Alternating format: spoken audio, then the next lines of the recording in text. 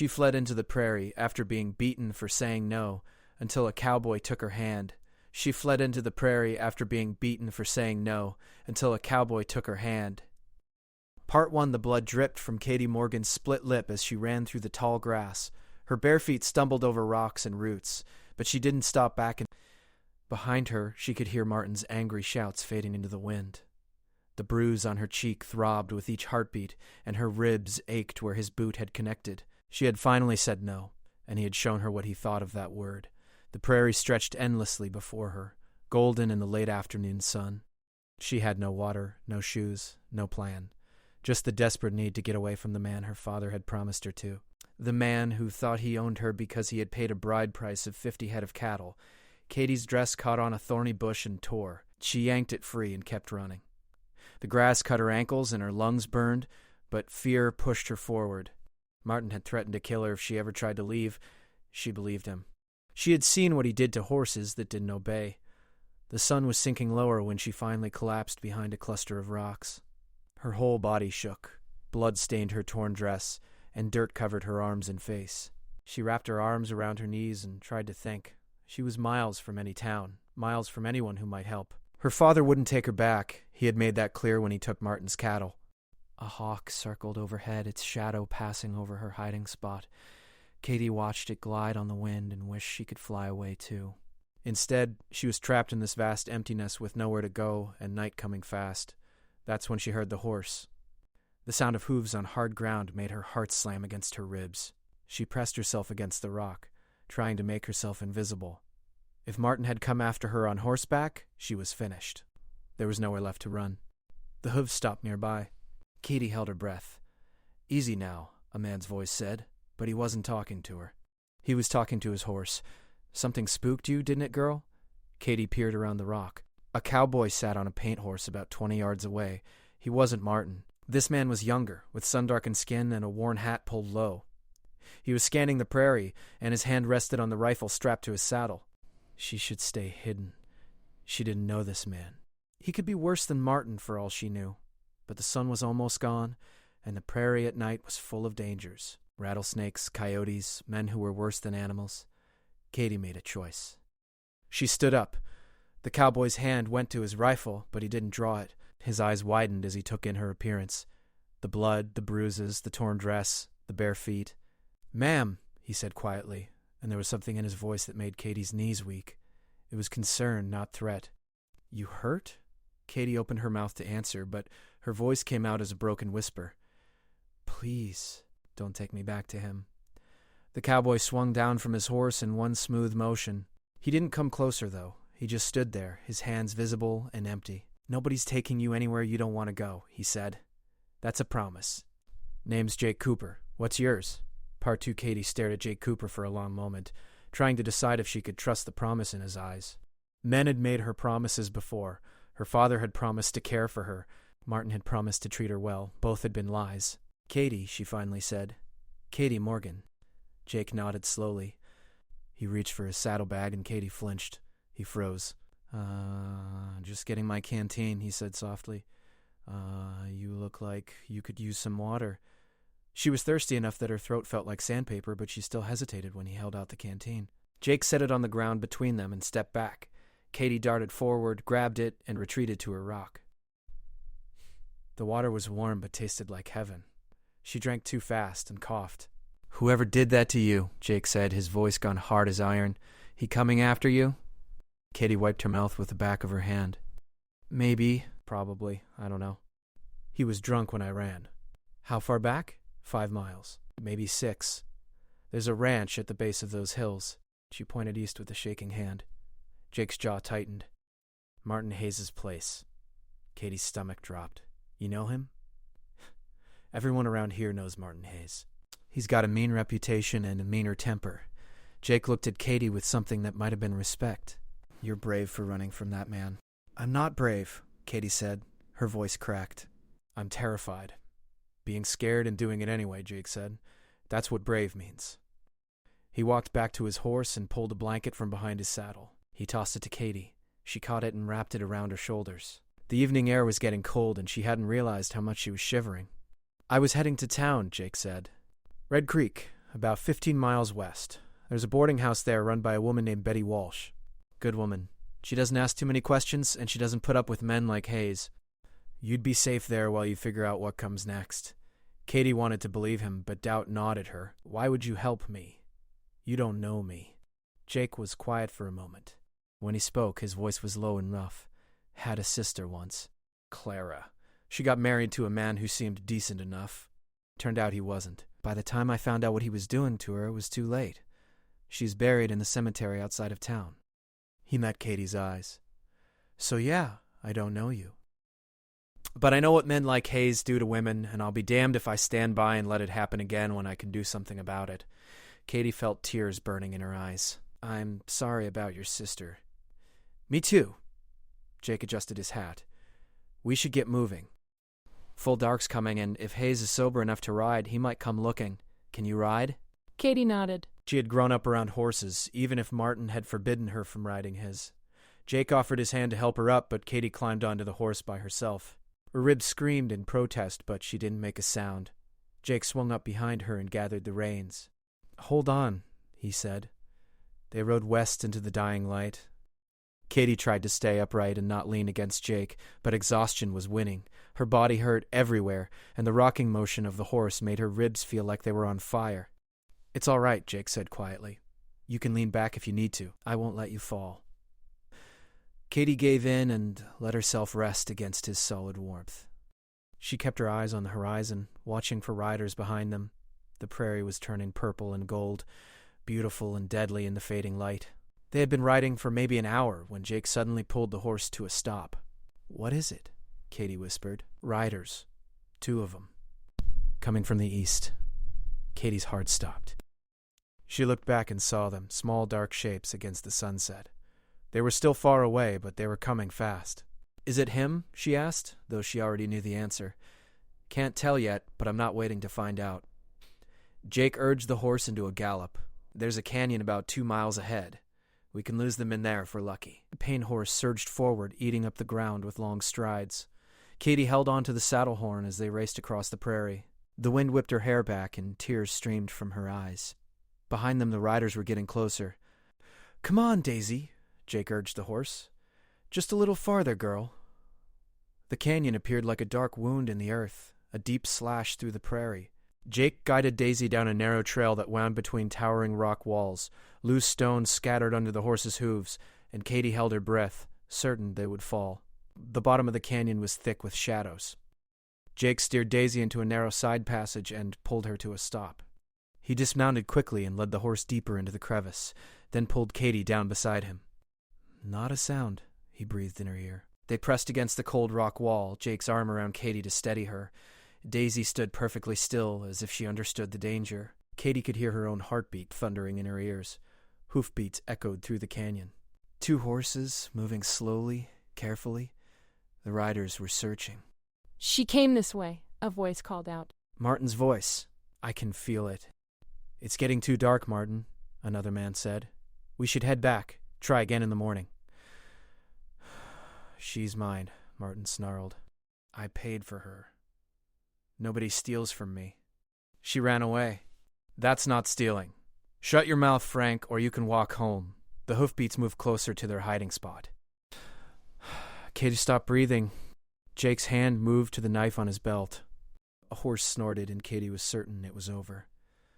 Martin would find them. He would kill Jake and drag her back. She closed her eyes and prayed. The hoofbeats continued past their hiding place. They faded slowly, moving deeper into the canyon, then finally faded away completely.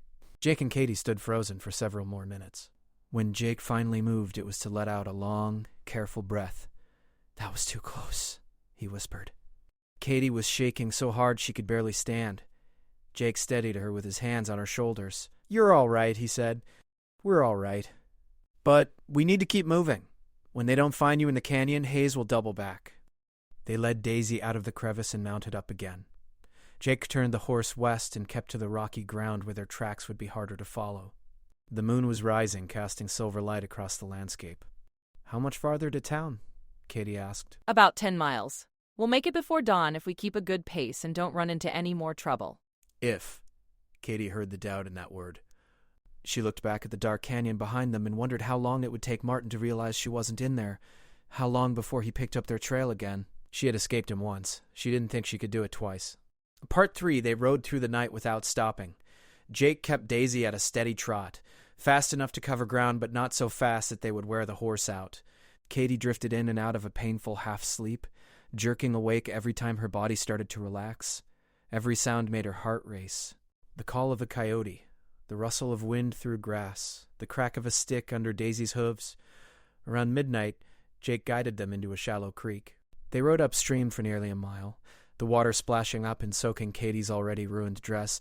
She was too tired to care. "Throwing off our scent," Jake explained quietly, in case Hayes has tracking dogs. Katie hadn't even thought of that. Of course Martin would have dogs. He had everything. Money, land, cattle, men who worked for him. She had nothing but a torn dress and a stranger's kindness. When they finally emerged from the creek, Katie's teeth were chattering. Jake stopped long enough to drape his coat over her shoulders. It smelled like leather and wood smoke and horses. "You'll freeze," Katie protested weakly. "I'll be fine. You're the one who's been through hell tonight." They kept riding. The prairie seemed endless in the moonlight, rolling hills that went on forever. Katie had lived her whole life in this country, but she had never seen it like this. From Martin's ranch, she had only seen the inside of a house and a small fenced yard. He hadn't let her wander, hadn't let her ride, hadn't let her do anything that might give her ideas about freedom. "Can I ask you something?" Katie said after a long silence. "Go ahead. Why were you out there? On the prairie, I mean. When you found me." Jake was quiet for a moment. "I work on the Circle T Ranch about 20 miles north of Red Creek. I was coming back from a cattle drive. We delivered a herd to a ranch east of here, and I was taking the long way home. Wanted to think. About what? About whether I want to keep working cattle or try something different. I've been doing this since I was 14. I'm 26 now. Sometimes I wonder if there's more to life than chasing cows across the prairie." Katie almost laughed, but it came out as a sob. "I would have given anything to chase cows across the prairie. Instead, I got locked in a house and told my job was to cook and clean and give Martin sons." "That's not a life," Jake said quietly. "That's a prison. My father didn't see it that way. He said I was lucky. Martin had money. He could provide for me. What more did I need? How about being treated like a human being instead of property?" Katie felt more tears coming. She had cried so much today that she thought she should be empty, but apparently she wasn't. "I said no to him tonight. He wanted to." She couldn't finish the sentence. "You don't have to explain," Jake said gently. "I understand. He hit me. Not for the first time, but harder than before. And something in me just broke. I couldn't do it anymore. I couldn't be what he wanted me to be. So I ran, even though I knew I had nowhere to go." "You've got somewhere to go now," Jake said. "Betty's boarding house. She'll help you." "And after that? Martin won't just let me go. He told me if I ever tried to leave, he would hunt me down and make me wish I was dead. Then we'll make sure he doesn't find you." Katie wanted to believe that was possible, but she knew Martin Hayes. He was stubborn and mean and used to getting what he wanted. Men like that didn't give up. Dawn was breaking when they finally saw Red Creek in the distance. It wasn't much of a town, just a collection of wooden buildings along a single dusty street. But to Katie, it looked like salvation. Jake rode straight to a large 2-story house at the edge of town. It had a covered porch and flower boxes in the windows. A sign out front read, "Betty Walsh's Boarding House." Jake dismounted and helped Katie down. Her legs nearly gave out when her feet touched the ground. She had been on that horse for hours, and every muscle screamed in protest. Jake knocked on the door. It was early, barely sunrise, but the door opened almost immediately. A gray-haired woman in a simple dress looked out at them. Her eyes went straight to Katie's bruised face and torn dress. "Jake Cooper," she said. "What have you brought me?" "Someone who needs help, Betty. This is Katie Morgan. She's running from Martin Hayes." Betty's expression hardened. "Martin Hayes? That man is poison." She opened the door wider. "Come in, child." "You look half dead." Katie followed Betty inside. The house smelled like coffee and biscuits and something else. Safety, maybe. Or just the absence of fear. Betty led them to a kitchen where a fire was already burning in the stove. She pointed Katie to a chair. "Sit down before you fall down. Jake, put some water on to boil." "Katie, can you tell me what happened?" Katie told her. "Not everything, but enough. The bride price, the beatings, the final assault she had run from. Betty's face grew grimmer with every word. When Katie finished, Betty poured her a cup of coffee and added sugar without asking. "You'll stay here," she said. "It wasn't a question. I've got a room upstairs, and I don't care who comes looking for you. Martin Hayes doesn't scare me." "He should," Katie said. He's dangerous. "So am I when someone threatens one of my girls."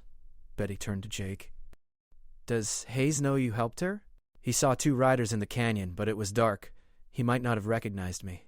"Might not," Betty repeated. "That's not good enough." "You should lay low for a few days. Stay here if you want." "I've got an extra room." Jake shook his head. "I need to get back to the Circle T. Boss is expecting me, but I'll come back and check on Katie if that's all right." "More than all right," Betty said. She looked at Katie. "Is that all right with you, dear?" Katie met Jake's eyes. This man had saved her life. He had risked his own safety to help a stranger. "Yes," she said. "I'd like that." Jake nodded. "I'll be back in a couple days. You need anything in the meantime, Betty knows how to reach me." He left through the back door, and Katie watched him go. She felt suddenly alone, even with Betty bustling around the kitchen. "Come on," Betty said. "Let's get you cleaned up and into a proper bed. You look like you haven't slept in a week." Betty led her upstairs to a small room with a real bed and clean sheets. There was a wash basin with warm water and soap. Betty brought her a nightgown and told her to wash up and rest. Katie did as she was told. She scrubbed the blood and dirt from her skin and put on the nightgown. It was soft and clean and smelled like lavender.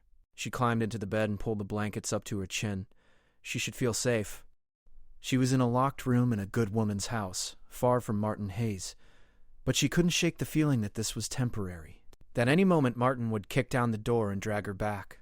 Katie closed her eyes and tried to sleep, but every creak of the house made her jump. Every footstep outside made her heart race. She was free, but freedom was fragile, and she didn't know how long it would last. Downstairs, she heard Betty talking to someone. A man's voice answered. Katie's blood went cold. She crept to the door and pressed her ear against it, straining to hear. "Looking for a girl," the man was saying. She ran away from her intended. He's offering a reward for information about her whereabouts. "I haven't seen any runaway girls," Betty said coolly. "Maybe you should try the sheriff." "The sheriff's already been informed. Martin Hayes is a respected man in these parts." "He just wants his bride back." "His bride," Betty repeated, and Katie could hear the disgust in her voice. "Is that what we're calling it now?" The man's voice turned sharp. "You always were too mouthy for your own good, Betty Walsh. If you see this girl, you're legally obligated to report it. I'm obligated to do what's right, and what's right isn't always what's legal." The man left and Katie heard the door slam.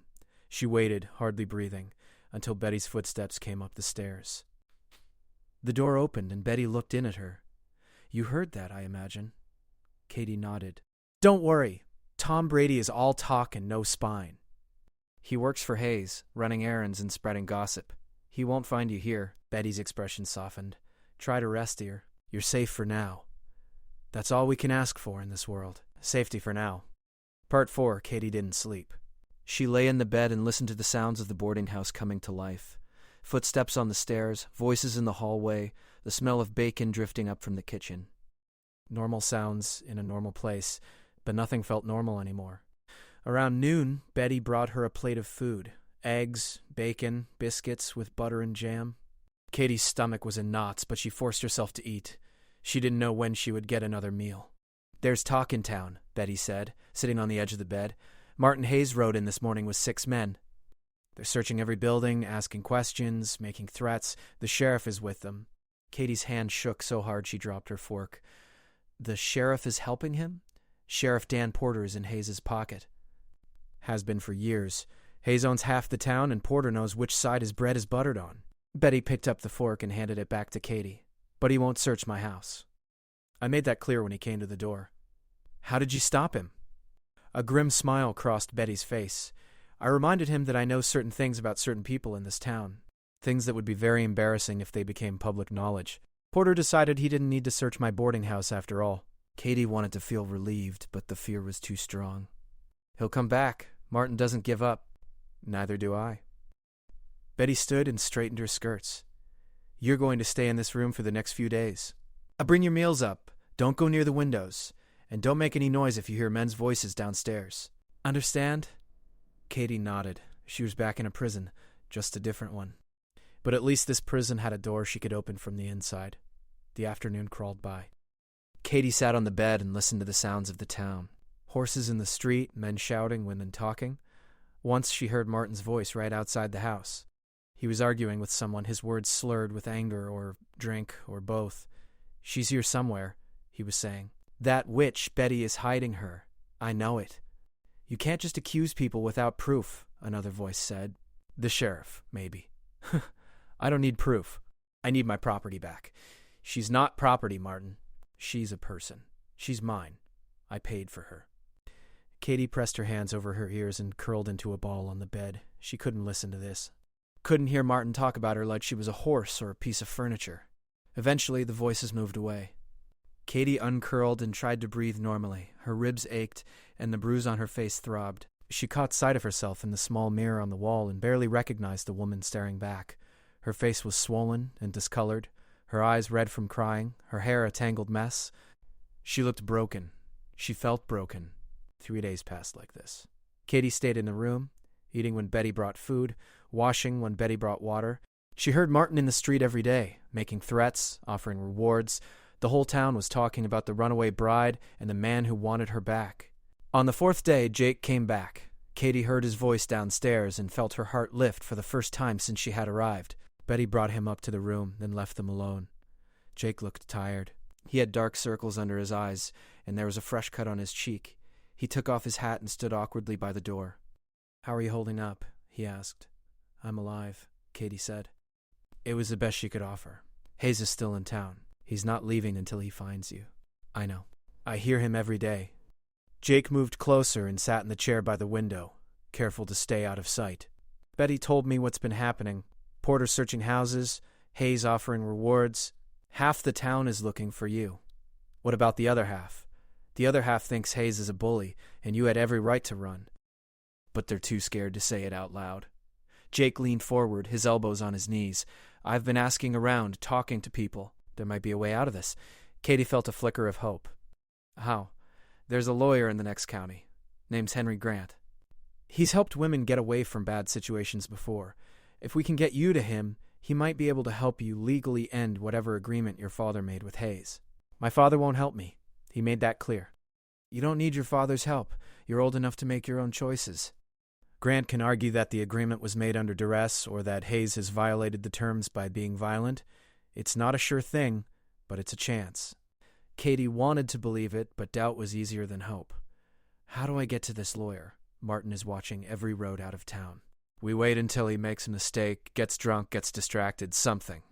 Then we move fast. Betty's got a wagon and a driver she trusts. We can hide you in the back, cover you with blankets and supplies, get you out of Red Creek before Hayes knows you're gone. And if he catches us?" Jake's expression went hard. "He won't. But that night Martin did make a mistake." Katie heard the shouting from her window. Martin was in the street, drunk and raging. He was screaming about thieves and liars and ungrateful women. The sheriff was trying to calm him down, but Martin pushed him away. "I'm going to burn this whole town down," Martin bellowed. "Every building, every house, until someone tells me where she is." That was too much, even for the people who had been staying neutral. Katie heard other voices joining in, angry and fed up. A shopkeeper told Martin to go home. A woman called him a monster. Martin lashed out, hitting someone, and suddenly there was chaos in the street. Betty burst into Katie's room. "We're going now. Jake's got the wagon ready." This is our chance while everyone's distracted. Katie didn't have time to think. She grabbed the dress Betty had given her and followed her down the back stairs. Jake was waiting by a covered wagon, his horse tied to the back. He helped Katie into the wagon bed and covered her with blankets and sacks of flour. "Don't make a sound," he whispered. "No matter what happens." The wagon lurched forward. Katie lay in the darkness, hardly breathing. She could hear the sounds of the fight in the street, Martin's voice rising above all the others. The wagon turned a corner, then another. The sounds faded. They were moving faster now. The driver, a man whose face Katie hadn't even seen, urged the horses to a trot. Katie gripped the side of the wagon and prayed they would make it out of town. They almost did. The shout came from behind them. "Stop that wagon." Katie's blood turned to ice. She knew that voice. Frank, Martin's ranch hand, the one who had been with him in the canyon. The wagon didn't stop. It sped up. Katie heard hoofbeats behind them. getting closer. Jake was riding beside the wagon, and she heard him curse. "Go," he shouted to the driver. "Don't stop for anything." A gunshot cracked through the night. Katie bit down on her hand to keep from screaming. Another shot, and another. The wagon swerved, and Katie was thrown against the side. Pain exploded in her shoulder. Jake's voice cut through the chaos. "I've got him!" "Keep going." The wagon raced on. Katie didn't know how long they drove.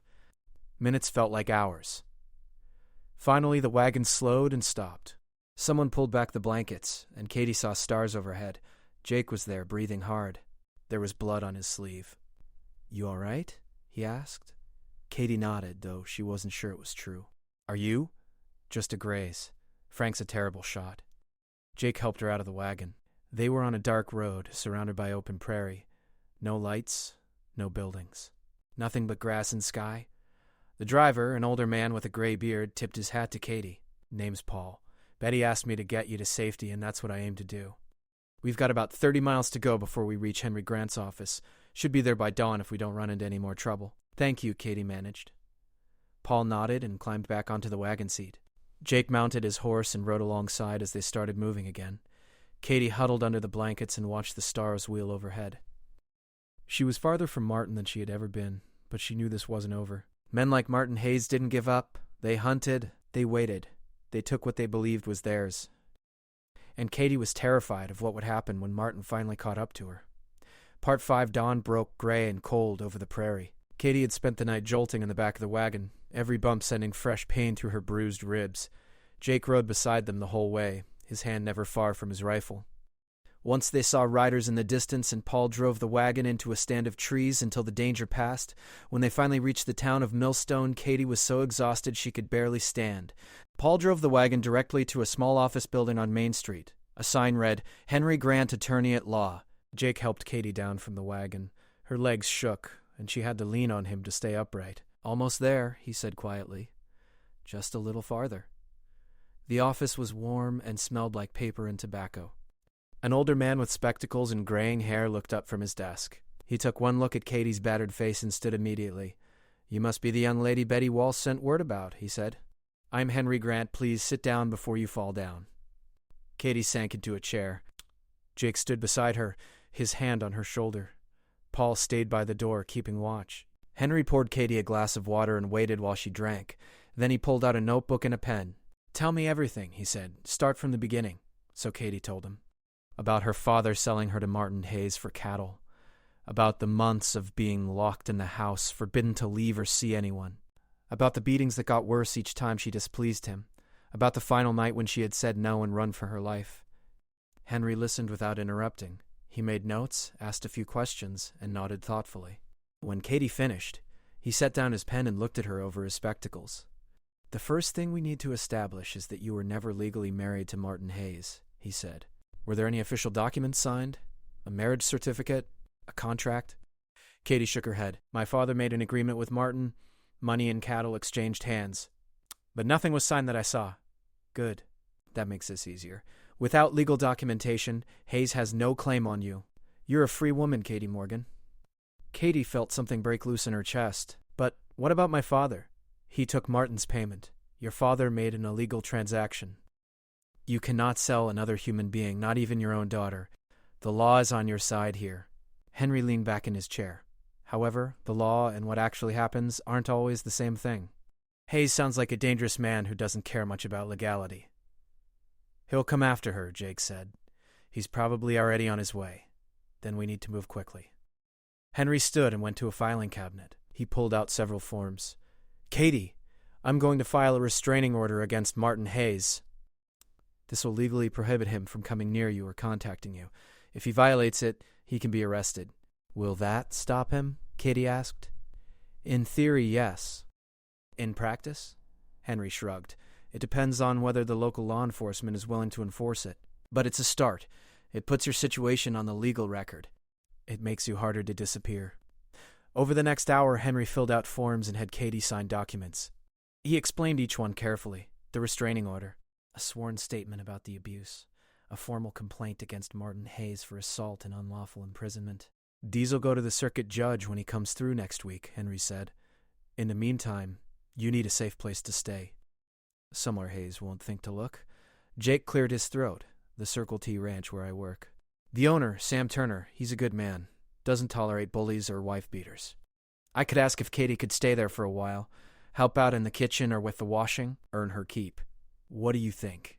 Katie thought about it. A ranch was just another kind of prison, wasn't it? But then again, so was everywhere else. At least at the Circle T, she would be with people who didn't want to hurt her. I'll do it, she said, if they'll have me. Jake smiled. It was the first real smile Katie had seen from him, and it transformed his face. They'll have you. I'll make sure of it. They left Henry's office and headed north. Paul took his wagon back to Red Creek, and Jake led Katie on his horse toward the Circle T. It was a long ride, and Katie's whole body ached, but she didn't complain. She was moving forward. That was all that mattered. The Circle T ranch appeared as the sun was setting. It was a sprawling operation with a big house, several barns, and corrals full of cattle and horses. Smoke rose from the chimney, and Katie could see men working in the distance. Jake rode straight to the main house and helped Katie down. A tall man with sun-weathered skin and kind eyes came out to meet them. "Jake Cooper," he said. "You're back earlier than I expected, and you've brought company. Sam, this is Katie Morgan. She needs a place to stay for a while. She's running from a bad situation, and I was hoping we could help her out." Sam studied Katie's bruised face. His expression darkened. "Martin Hayes? How did you know?" Jake asked. "Word travels. I heard he was tearing apart Red Creek looking for a runaway bride." Sam turned to Katie. "You're welcome to stay here as long as you need. We always have use for an extra pair of hands, and I don't abide men who hurt women." Katie felt tears welling up again. "Thank you. I'll work hard. I promise." "I'm sure you will." Sam called toward the house. "Lucy, come out here." A woman appeared in the doorway. She was about 40, with strong hands and laugh lines around her eyes. When she saw Katie, her expression softened. "Oh, you poor thing. Come inside and let's get you cleaned up and fed. The men can talk business later." Lucy led Katie into the house. It was warm and lived in, with handmade quilts and curtains and the smell of stew cooking on the stove. Lucy took Katie to a small bedroom off the kitchen. "This used to be my daughter's room," Lucy said. "She's married now and living in Denver. You can stay here as long as you like." Katie looked around the room. It had a real bed, a dresser, a window with cheerful yellow curtains. It felt safe. "Thank you," Katie whispered. Lucy hugged her, and Katie broke down completely. She sobbed into Lucy's shoulder while the older woman held her and made soothing sounds. All the fear and pain and exhaustion poured out of her. When Katie finally calmed down, Lucy helped her wash and gave her a clean dress. Then she led her to the kitchen and sat her down at the table. The stew was thick with vegetables and meat, and there was fresh bread and butter. Katie ate until she was full for the first time in months. That night, Katie lay in bed and listened to the sounds of the ranch settling down for the night. Horses nickering in the corrals, men talking and laughing in the bunkhouse, the wind moving through the grass. She was safe. For now. Days turned into weeks. Katie worked in the kitchen alongside Lucy, learning to cook for a dozen hungry ranch hands. She washed clothes and mended shirts and slowly felt her strength returning. Her bruises faded, her ribs healed. The nightmares came less frequently. Jake checked on her every day. Sometimes they talked, and sometimes they just sat together in comfortable silence. Katie found herself looking forward to those moments.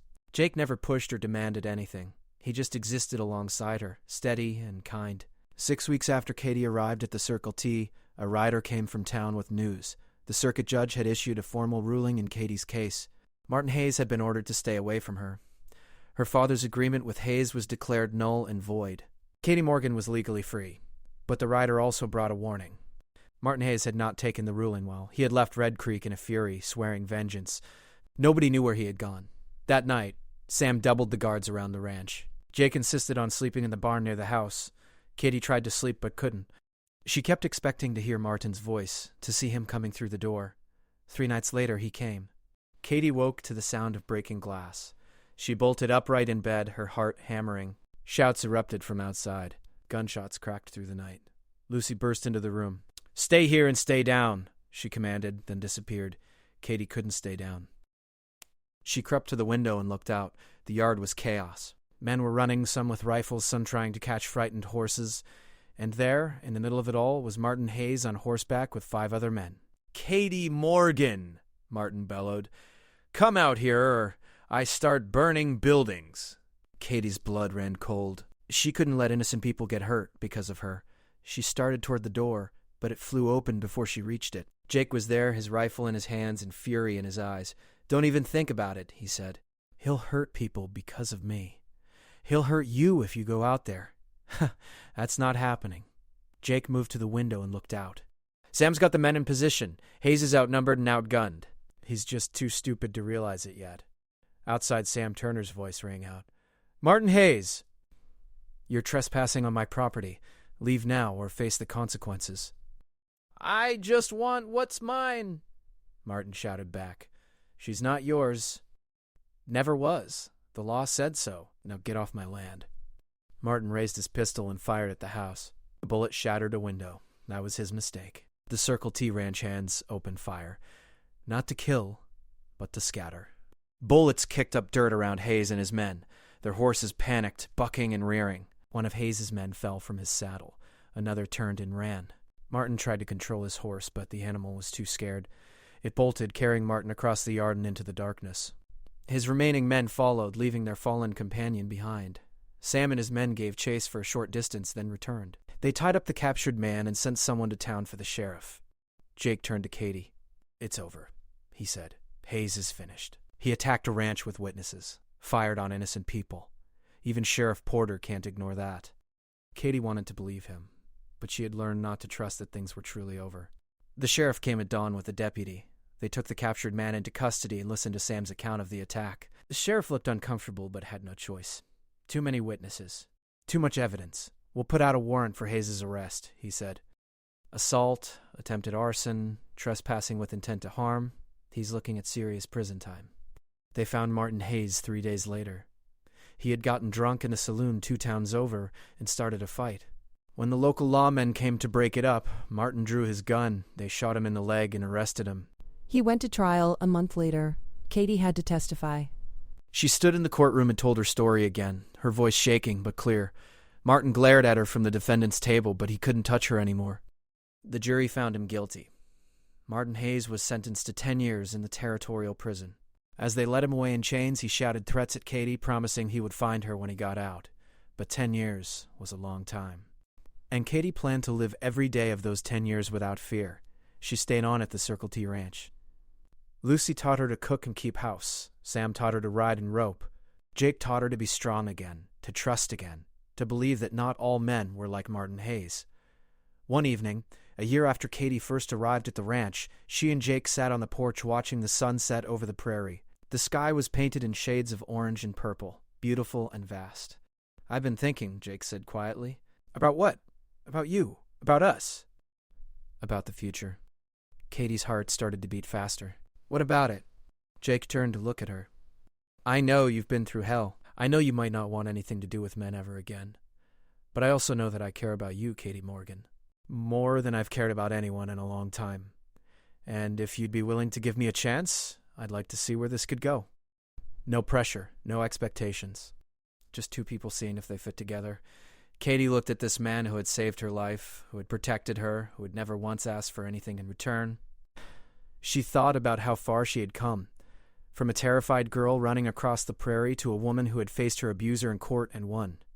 She thought about all the reasons to say no, all the fear and trauma and broken trust that still lived inside her.